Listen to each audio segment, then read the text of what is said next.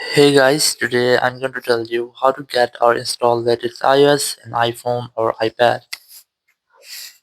If you are using any iPhone or any iPad and you want to install the latest iOS on your iPhone or on your iPad, so let's see how can you do that. So you just have to simply open your settings app, and in settings, very first you have to make sure that you have a stable and strongest network connection. Then go to general section, go to software update, and you just have to try to update your software from here.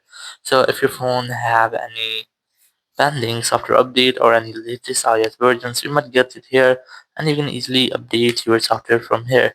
Or the second is that you have to use beta profiles to get the latest iOS version or the latest beta iOS version.